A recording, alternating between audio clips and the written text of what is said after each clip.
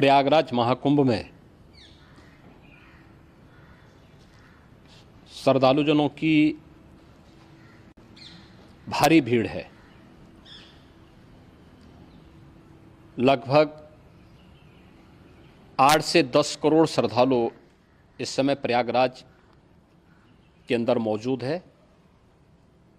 कल भी 5.5 करोड़ श्रद्धालुजनों ने महाकुंभ का स्नान किया था। ये जो भारी दबाव श्रद्धालुजनों के कारण और श्रद्धालुओं के संगम नोच पर जाने के कारण वहाँ पर एक बना हुआ है, लेकिन पूरा प्रशासन मौके पे वहाँ मौजूद है।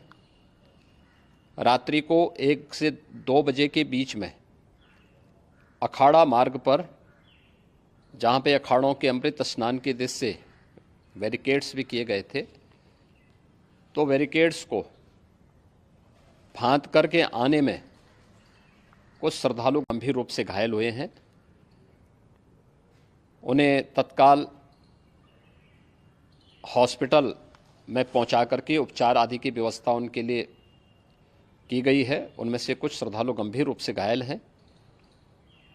लगातार प्रशासन स्थानीय स्तर पर श्रद्धालुओं की सकुशल स्नान कराने के दृष्टि से रात्रि को कल सायंकाल 6:30-7 बजे से ही मौनी अमावस्या का मुहूर्त प्रारंभ होने के बाद से ही लगातार लगा हुआ है। प्रयागराज में महाकुंभ में श्रद्धालुजनों के सकुशल स्नान करने, अमृत स्नान के लिए देश भर से आए हुए श्रद्धालुजनों की व्यवस्था के लिए, उनके कुशल क्षेम के लिए आदरणीय प्रधानमंत्री जी का प्रातःकाल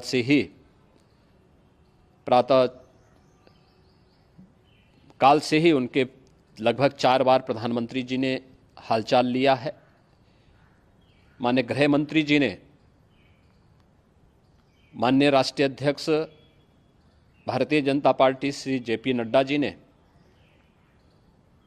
माननीय गृह मंत्री श्री अमित शाह जी ने भी, और प्रदेश की माननीय राज्यपाल श्रीमती आनंदीबेन पटेल जी ने भी लगातार जानकारी लेकर के सभी के कुशल क्षेम और सकुशल स्नान कराने के बारे में निरंतर रिपोर्ट ले रहे हैं। हम लोगों की प्रातःकाल से ही श्रद्धालुजन जो भी आए हैं वे स्नान कर सकें, इसके लिए यहाँ पे उच्च स्तरीय बैठक भी चल रही है, जिसमें मुख्य सचिव भी हैं, डीजीपी हैं, प्रमुख सचिव गृह हैं, मुख्यमंत्री कार्यालय के अपर मुख्य सचिव के साथ साथ एडीजी लॉ एंड ऑर्डर के साथ साथ अन्य वरिष्ठ अधिकारीगण मौजूद हैं। प्रयागराज में हालात वर्तमान में नियंत्रण में हैं, लेकिन भीड़ का दबाव बहुत बना हुआ है। अखाड़ा परिषद से जुड़े हुए पदाधिकारियों के साथ मैंने स्वयं भी बातचीत की है। आचार्य महामंडलेश्वरों से भी, पूज्य संतों के साथ भी मेरी बातचीत हुई है, और पूज्य संतों ने बड़ी ही विनम्रता के साथ इस बात को कहा है कि नहीं, श्रद्धालुजन पहले स्नान करेंगे और फिर जब उनका दबाव कुछ कम होगा और वे सकुशल वहाँ से निकल जाएंगे, तब हम लोग स्नान करने के लिए संगम की तरफ जाएंगे। अभी पहले श्रद्धालुजनों को, चूँकि देश भर से आए हैं, तो इसके लिए उन्हें सभी अखाड़े इसके लिए सहमत हैं और सभी लोग इस व्यवस्था के साथ जुड़े हुए हैं। लगातार इस दिशा में हम लोगों का प्रयास है कि जो अब तक प्रातःकाल से ही आपने देखा होगा, कल मैंने बताया कि कल लगभग 5.5 करोड़ श्रद्धालु कल महाकुंभ का स्नान किए हैं, और आज प्रातःकाल तक लगभग 8:30 बजे तक 3 करोड़ से अधिक श्रद्धालु स्नान कर चुके हैं, और ये लगातार जारी है। लेकिन संगम नोच पर, अखाड़ा मार्ग पर, नागवासुकी मार्ग पर लगातार दबाव बना हुआ है, और वहाँ पर श्रद्धालुजनों की सुविधा के लिए भी हर प्रकार की वहाँ पर प्रशासन पूरी मुस्तैदी के साथ लगा हुआ है।